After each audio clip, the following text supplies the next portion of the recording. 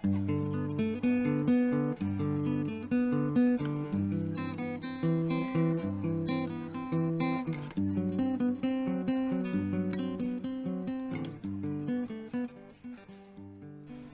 mga ilang bagay na patuloy na pumapasok sa aking isipan. Ito po ay galing sa banal na kasulatan na halos ayaw kong ipahayag o kaya ay ipangaral sapagkat alam ko na ito ay magiging kontrobersya lalo na sa kalalagayan natin sa ating kapanahunan na tila nasanay tayo sa mga bagay na pinanghahawakan ng ating denomination o kaya ng ating grupo at tila ito lang ang tama at totoo at wala na tayong may dadagdag pa. Subalit alam ko na ang mga natutunan ko sa salita ng Diyos ay mga obligasyon o kaya ay pananagutan sa Diyos. Ang mga bagay na ito na patuloy na pumapasok sa aking isipan ay yung mga bagay na nakita ko sa aklat ng Genesis na nawala dahil sa pagkakasala ng tao at ikinukumpara ko sa mga ipinapakita sa akin ng Diyos na siya niyang ibabalik sa darating na panahon. Napakarami po ng bagay na ito.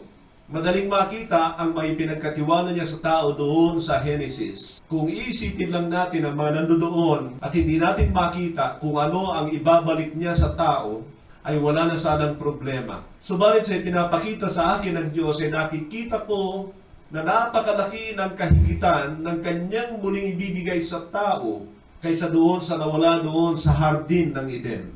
Kaya po hinihiram ko saglit ang iyong masusing atensyon upang pakinggan ang aking maipapakita sa mensaheng ito. Subalit alam ko na ang aking maipapakita sa inyo sa mensaheng ito o sa pagkakataong ito ay isang bahagi lamang na siya nawang magpalakas o mag-encourage sa inyo na manatili at magpakatatag sa iyong relasyon sa Diyos. Bilang panimula ay nais ko ipakita sa iyo ang nilalang ng Diyos na mundo noong una. Nawa ay meron ka ng idea tungkol sa bagay na ito. At kung ito ay kukumpara mo sa kanyang gagawin na ipinakita niya doon sa aklat ng Pahayag 21 at 22, ay makikita mo na napakalaki ng kaibahan nito. Halimbawa po, sa aklat ng Genesis ay makikita natin ang katotohanan nilalang ng Diyos, ang mga dagat. Subalit doon sa bagong mundo na lalalangin ng Diyos ay wala na pong dagat doon. At ako'y naniniwala na bawat bagay na ginagawa ng Diyos ay may malaki siyang dahilan. Makatuturan ang bawat hakbang ng Diyos. Kung aalisin niya ang dagat, ay sinisigurado ko na meron po itong malaking dahilan at meron po itong higit na ikagaganda sa mga susunod na panahon. Nais ko munang ituon natin ang ating attention dito sa aking babasahin mula sa Hebreo 2:5 hanggang 14, sapagkat mula rito ay marami po akong ipapakita sa inyo na napakaganda at magbigay linaw sa aking makipapaliwanag sa inyo sa mensaheng ito. Ulitin ko po sa Hebreo 2:5 hanggang 14. Pasimulan ko pong basahin. It is not to angels that He has subjected the world to come, about which we are speaking. But there is a place where someone has testified, what is mankind that you are mindful of them? A son of man that you cared for him. You made him a little lower than the angels. You crowned them with glory and honor, and put everything under their feet. In putting everything under them, God left nothing that is not subjected to them. Yet at present we do not see everything subject to them. But we do see Jesus, who was made lower than the angels for a little while, now crowned with glory and honor because He suffered death, so that by the grace of God He might test death for everyone. In bringing many sons and daughters to glory, it was fitting that God, for whom, through whom everything exists, should be the pioneer of their salvation perfect, through that He suffered. But the one who makes people holy and those who are made holy are the same family. So Jesus is not ashamed to call them brothers and sisters. He says, I will declare your name to my brothers and sisters. In the assembly I will sing your praises. And again he says, here I am, and the children God has given me. Since the children has flesh and blood, He too shared in their humanity, so that by His death He might break the power of him who holds the power of death, that is the devil. Purihin po ang Diyos sa kanyang mga salita. Ang isang bagay na nais kong ipakita sa atin dito, mga kapatid, ay kung ano ang mangyayari doon sa bagong kaharian ng Diyos, itong bagong langit at lupa, na alam natin na noong una ay nakatakda para ipamahala sa tao. At alam din natin na ang bagay na yan ay nawala dahil sa pagpasok ng kasalanan o pagkahulog ng tao ni Adan at ni Eva sa kasalanan. At alam din natin na ang katotohanan, ang Panginoon Kristo ay naparito, naging matagumpay sa kanyang mission upang ibalik ang lahat ng bagay sa tao.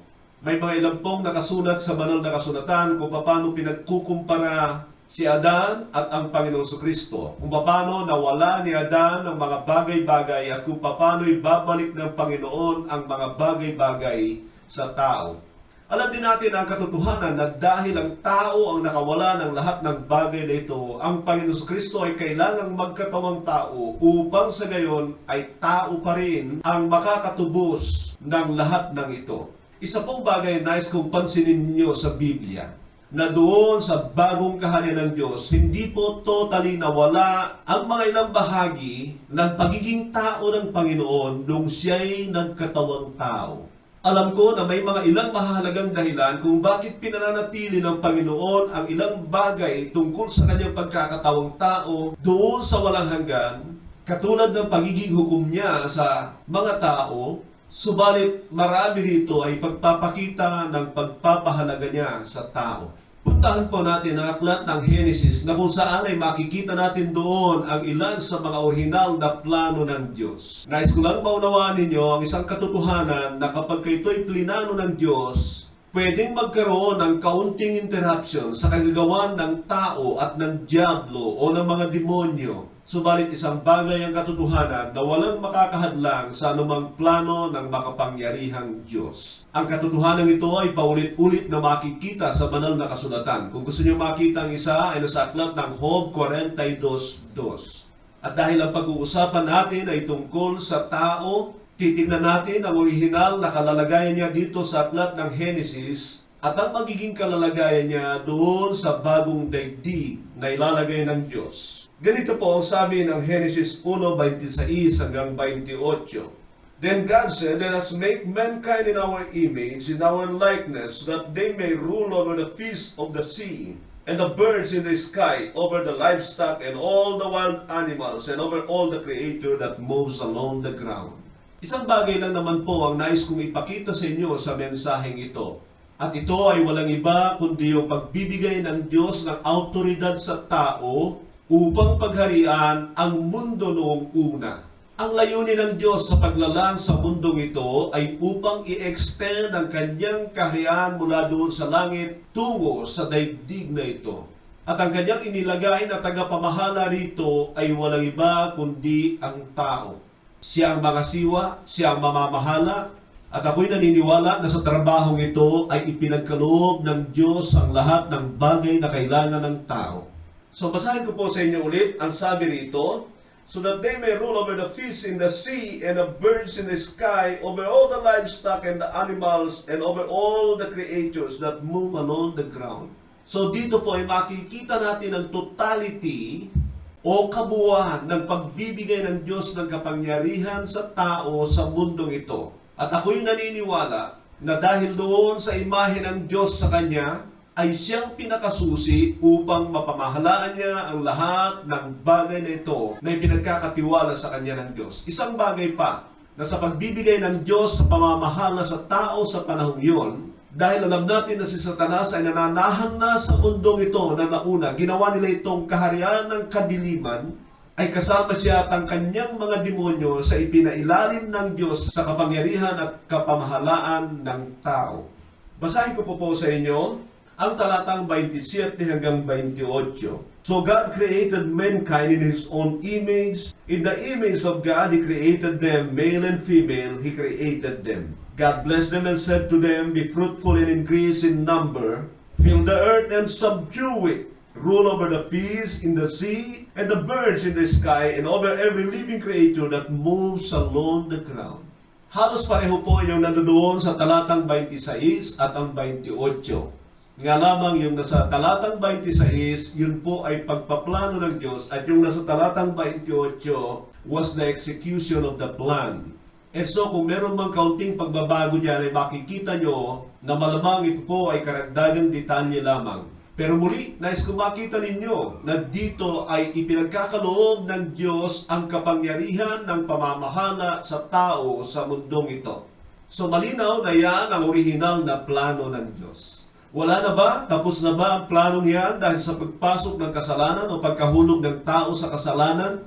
Sa ating kapanahunan ay buong-buo nating makikita sa banal na kasulatan ang katotohanan na lahat ng ito ay binalik ng ating Panginoong Kristo sa kanyang pananagumpay, at ang hinihintay na lang natin ay makita ang katuparan ng pagbabalik ng Diyos dito sa bagong daigdig, bagong mundo para sa tao. Sa bagay lang po ang nais kong tanong, excited ka ba sa bagay na ito? Ngayon po ay subaybayan natin kung paano na ibalik ng Panginoong Kristo ang lahat ng bagay na ito, siyang dahilan o isa sa mga dahilan ng kanyang pagparito bilang tao. Balikan ko lang po saglit ang mga ilang katotohanan na hindi natin makikita o mababasa doon sa pagkakaloob ng Diyos ng kapangyarihan sa tao na pagharian ng mundong ito. At yun ay nais kong makita nyo na si Satanas ay kasama doon. Ulitin ko, kasama po si Satanas na sa ilalim ng autoridad ng tao sa panahon na yon. Kaya naman makita natin na ang Diablo ay kailangan niyang gumawa ng paraan upang sa ganon, itong tusong ito ay makuha niya ang kapangyarihan mula sa tao. Alam natin na ito ay dating anghel, makapangyarihan. Ang sigurado kong nawala kay Satanas ay ang kaluwalhatian ng Diyos na yun din ang katwiran at kabanalan na ibinigay sa Kanya. Sa kwento ng Biblia, ay makikita natin na nagawang ihulog ng Diablo ang tao sa kasalanan. Sa kabuuan ng aklat ng Henesis Kabanata 3, ay makikita natin kung paano nawala ang pamamahala sa tao dahil sa kasalanan na siyang sumira sa kanyang kaugnayan sa Diyos. Ang Diablo kung gayon ay nagtagumpay na kunin ang autoridad sa tao. Maging ang tao ay nakaranas sa sumpa ng Diyos dahil sa kasalanan. Subalit mayroon pong sinabi ang Diyos sa Genesis 3:15 na ganito. At ito po yung bahagi ng sumpa niya sa ahas. And I will put enmity between you and the woman, and between your offspring and hers. He will crush your head, and you will strike his heel.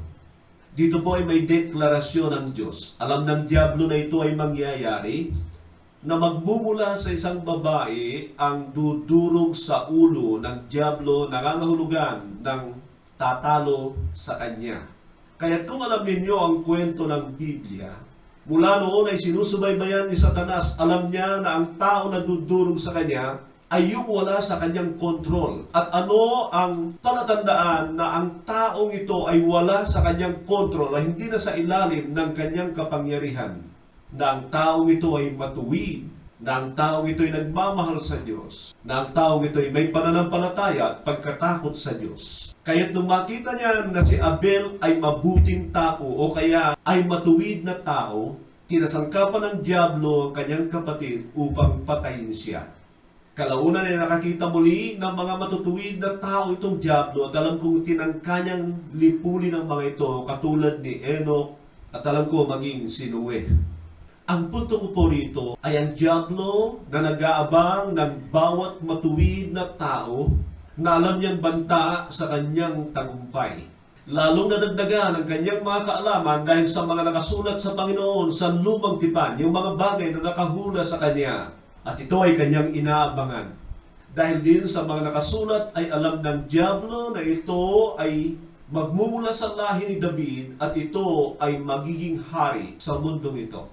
Sa bagay na ito, ang Diablo ay nag-iimpluwensya ng mga tao na naghahangad ng karangalan, ng kapangyarihan, at isa diyan ay walang iba kundi si Herodes. Alam natin na sa Kabanata 2 ng Mateo, nang marinig ni Herodes na ang Mesyas o ang hari ng mga Hudyo ay dumating na, ay ninais niya na ito ay papatay. Subalit hindi niya nagawa hanggat sa lumaki na ang Panginoon. Alam natin sa Mateo 2, si Herodes ay namatay at ang anak ng Diyos ay tahimik na lumaki hanggang sa magkaedad ng 30 at pumasok sa ministeryo upang tuparin ang kanyang mission. Maalala niyo ba na ang kwento sa Lucas 4 o kaya sa Mateo 4 ay sinubukan din tuksuhin ng Diablo ang Panginoon Kristo sa pamamagitan ng pagkain? Subalit hindi siya nagtagumpay.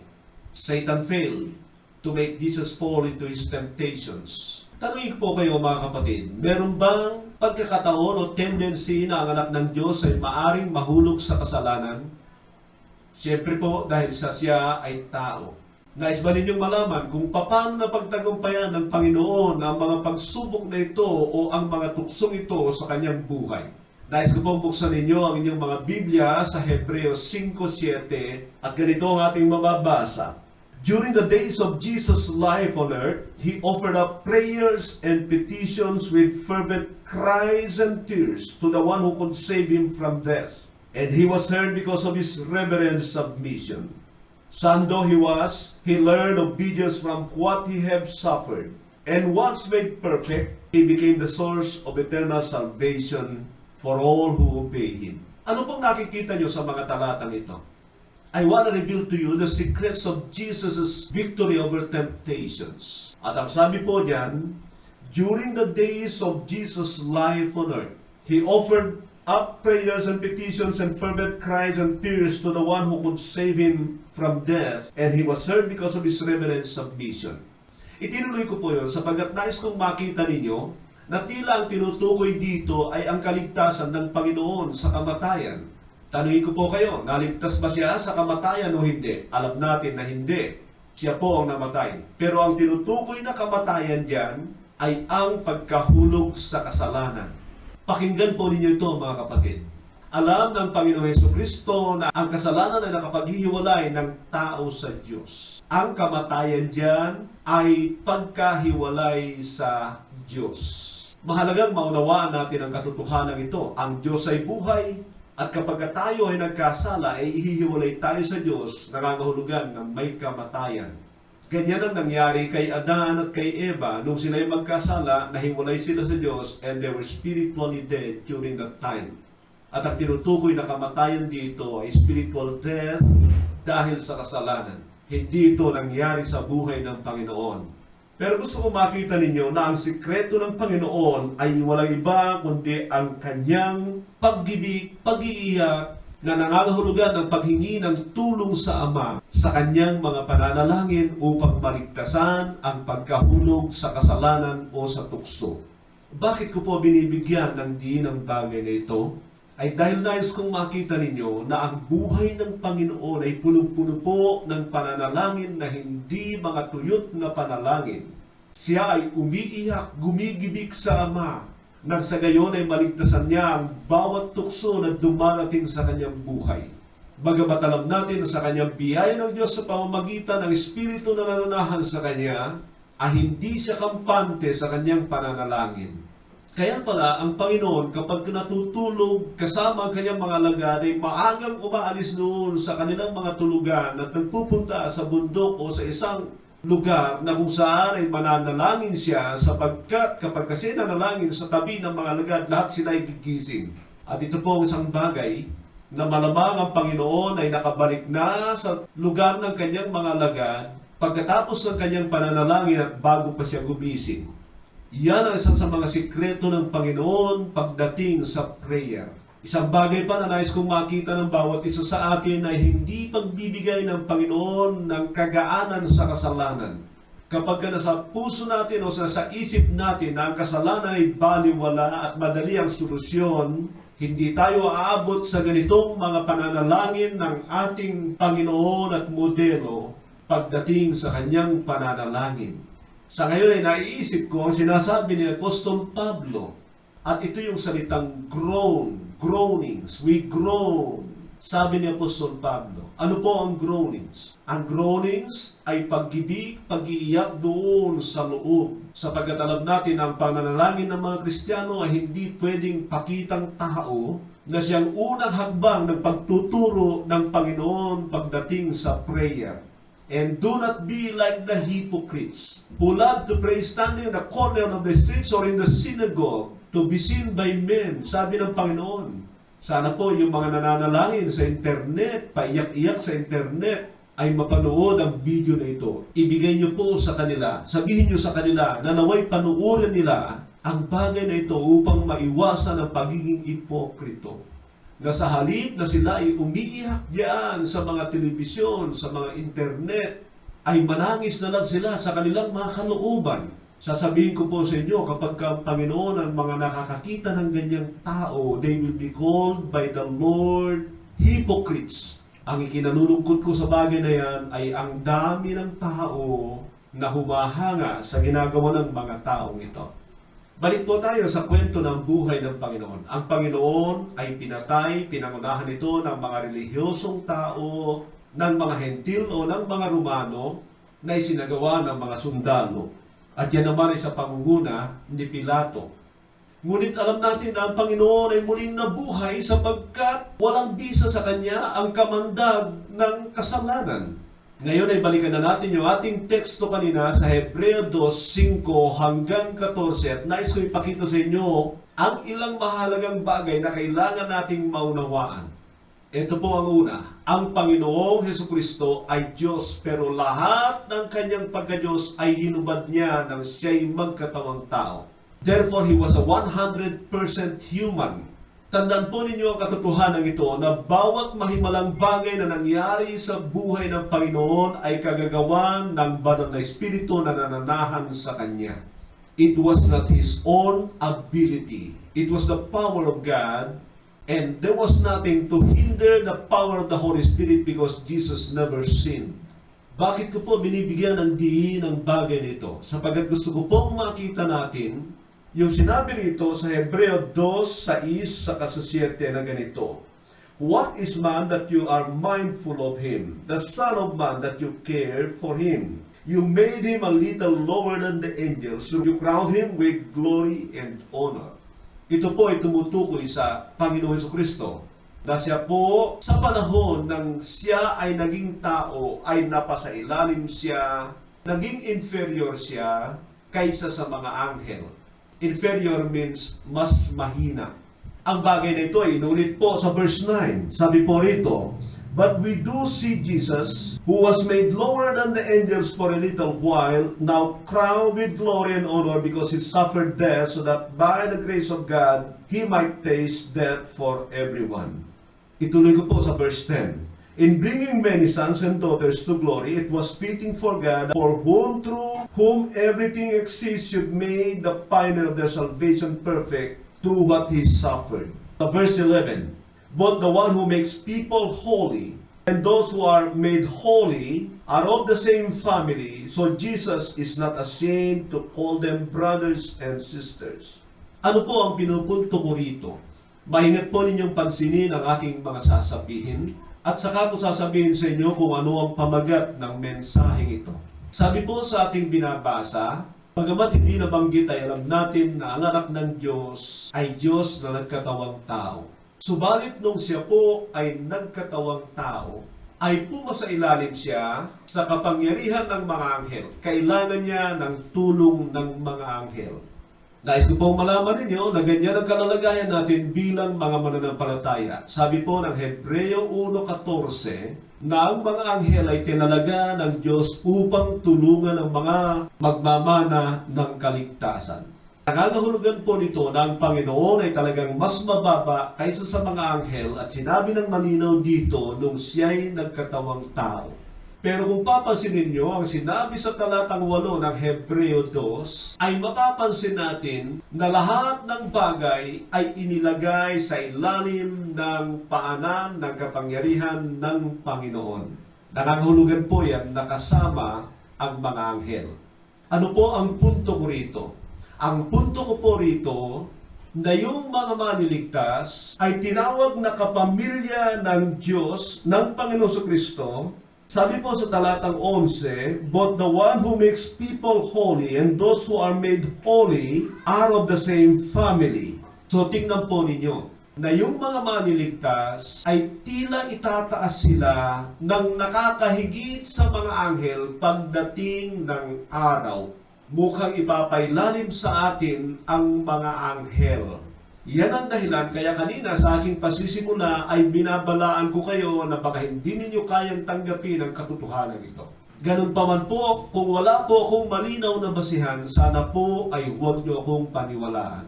Pero hindi pa po ako tapos. At sa aking pagtatapos, sasagutin ko po ang katanungan, why we, yung magmamana ng kaligtasan, that means they are the overcomers of sin and of Satan and of the world, will reign with Christ in eternity. Yan din po ang pamagat ng mensaheng ito. We shall reign with Christ. Subalit sa bahaging dulo ng mensaheng ito ay nais kong ipakita sa inyo na malamang ay kasama ang mga anghel ng Diyos pagdating ng araw na ipapailalim sa kapangyarihan ng mga maliligtas. Nais ko pong sabihin sa inyo ito. Akala ko nung una ay may mga ilang qualified saints lang na kasama ng Panginoon na maghahari during the millennial reign of Christ here on earth. Yan po ay malinaw sa chapter 20, beginning verse 4, to some few verses. Malamang ay hanggang verse 9. Makikita ang bagay na yan. Pero pagkatapos nun, ay nakita ko na pagkatapos ilagay ng Diyos ang bagong daigdig, nangangahulugan na tapos na po ang millennial reign, ay mayroon pa rin sinabi ang Biblia na lahat ng mga magtatagumpay, lahat ng mga maliligtas ay hindi lamang maglilingkod sa Diyos, kundi maghaharing kasama ni Kristo. Ganito po, sabi ng Revelation 22 verse 5, and there will be no more night. They will not need the light of the lamp or the light of the sun, for the Lord will give them light, and they will reign forever and ever. So sagutin ko po yung tanong ko kanina, why the saved or the overcomers will reign with Christ in eternity over the angels? Number one, it was God's plan from the very beginning. Tandaan natin na ito'y bagong mundo, ito yung kapalit ng plano ng Diyos nung una na paghaharian ng tao. And so, i-restore lang ng Diyos yung bagay na yon. At kung maalala ninyo, nasabi ko nga, kaya galit si Satanas nung una ay kasama siya doon sa ipinailalim ng Diyos sa kapangyarihan ng tao. Pangalawa, sapagkat ang mundong ito na bago ay pamana ng Diyos sa tao. Tandaan po ninyo ang katotohanan na sa bagong mundo, ibababa mula sa langit yung bagong Jerusalem na siyang sasakyan ng babaeng ikakasal ang iglesia ng Diyos. Kasi nandoon pa sila sa taas nung una, ngayon ay bababa sila rito. At kung mapapansin ninyo na dito sa bagong Jerusalem na ito, nandito ang trono ng Diyos. So bababa po ang Diyos dito sa bagong mundong ito. Nangangahulugan na iiwanan niya yung ikatlong langit na dati niyang tirahan. Ang hindi lang malinaw dito ay kung kasama niya ang thousands upon thousands times 10,000s of His holy ones, meaning the angels. Gusto kaya ng mga anghel na ito ang maiwan doon sa langit, sa dating lugar ng Diyos? Ito yung mga anghel na tapat sa Kanya at ako'y naniniwala na sasama sila kung saan naroroon ang kanilang hari, ang hari ng mga hari, Panginoon ng mga Panginoon. Pangatlo ay sinabi sa Hebreo kanina na tayo ay naging kabilang sa iisang pamilya ng Panginoon Diyos. Naging mga kapatid tayo ng Panginoon. Kaya diyan yung makikita na napakahalaga na ma-restore sa atin ang image ng Diyos. At diyan din ninyo makikita na yung mga titulo na napakatataas sa mundong ito ay walang panama sa titulo na brother and sister kung alam natin na tayo'y mga kapatid ng Panginoon. At dahil tayo ay kapamilya ng Panginoon, tayo mga kapatid ng Panginoon, we were made higher than the angels. Payag ba kayo? At ito pala ang dahilan, kaya sinabi ni Apostol Pablo sa unang Korinto 6:2 at 3 ang ganito, or do you not know that the Lord's people will judge the world? And if you are to judge the world, are you not competent to judge trivial cases? Sa verse 3, sabi niya, do you not know that we will judge angels? How much more the things of this life? Ang konteksto na sinasabi ni Apostol Pablo rito ay tungkol sa paghatol ng mga mananampalataya sa mga bagay-bagay. Kung kayo po ay nasanay doon sa sinabi ng Mateo 7, huwag kayong humatol na hindi kayo hatulan, hindi po ninyo naunawaan ng buo ang konteksto ng bagay na yun, sapagkat kalaunan sa Juan 7:24 ay sabi ng Panginoon, humatol kayo ng matuwid. At maging dito sa unang Korintos 5 sa huling bahagi at dito sa 6 ay makikita ninyo na hinihimok na humatol tayo ng matuwid. Totoo, meron tayong mga bagay na hindi kayang hatulan, lalo na mga laman ng puso at ang hantungan ng tao. Subalit yung mga bagay na nakikita natin at alam natin na tama o mali ay kailangan nating hatulan. Pero ang punto na nais ko ibigay sa inyo bilang pagwawakas ay sa darating na panahon, tayo ang hahatol sa mga anghel. Ano man po ang nais sabihin ni Apostol Pablo sa mga bagay na yan ay naipakita ko na sa inyo sa mga ilang talata na ilalagay tayo ng Diyos sa kalalagayan na higit kaysa sa mga anghel. Nais kong sabihin sa inyo na ako man ay tila nanlilit sa bagay na yan habang ito ay aking pinag-aaralan, pero ito po ang aking nakikita at hindi ko maaaring itago kundi ipakita sa inyo ang isang katotohanan para patibayin ang inyong pananampalataya, himukin kayo na magpakatatag, gawin ang lahat ng bagay na inyong magagawa, make every effort by believing the grace of God to reach our eternal destiny. Kaya nga, bagamat sinabi ng unang Korinto 2:9, no eye have seen, no ear has heard what God has prepared for those who love Him. Pero ang sabi ng talatang 10, but God has revealed this to them, the believers, through His Spirit. So God is revealing all these things to us to encourage us, not to boast about them, but to be encouraged through them, for us to be faithful and to humbly seek the grace of God towards our eternal destination. May God bless you.